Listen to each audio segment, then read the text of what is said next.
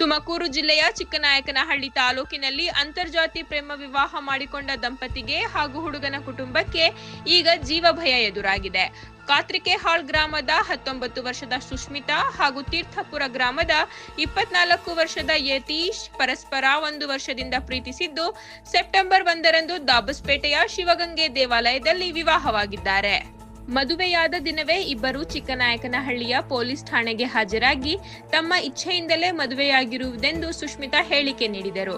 ಈ ವೇಳೆ ಹುಡುಗಿಯ ತಂದೆ ಪಾಪಣ್ಣ ಹಾಗೂ ಅಣ್ಣಂದಿರು ಹುಡುಗಿಗೆ ಹಾಗೂ ಹುಡುಗನ ಕುಟುಂಬಕ್ಕೆ ಯಾವುದೇ ತೊಂದರೆ ಕೊಡಬಾರದು ಎಂದು ಬರೆಸಿಕೊಂಡಿದ್ದರು.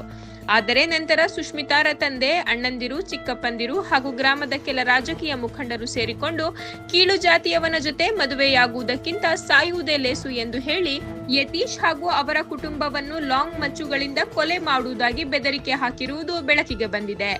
ಜೀವಭಯದಿಂದ ಬಳಲಿದ ದಂಪತಿ ಈಗ ತುಮಕೂರಿಗೆ ತೆರಳಿ ಪೊಲೀಸ್ ಅಧೀಕ್ಷಕರನ್ನು ಸಂಪರ್ಕಿಸಿ ನಮಗೆ ಹಾಗೂ ನನ್ನ ಗಂಡನ ಕುಟುಂಬಕ್ಕೆ ತಕ್ಷಣ ರಕ್ಷಣೆ ನೀಡಲೇಬೇಕು. ನಮ್ಮ ಮೇಲೆ ಏನಾದರೂ ಅನಾಹುತವಾದರೆ ಅದಕ್ಕೆ ನೇರ ಹೊಣೆ ನನ್ನ ತಂದೆ, ಅಣ್ಣಂದಿರು ಮತ್ತು ಕಾತ್ರಿಕೆಹಾಳ್ ಗ್ರಾಮದ ಮುಖಂಡರೇ ಎಂದು ಮನವಿ ಮಾಡಿದ್ದಾರೆ.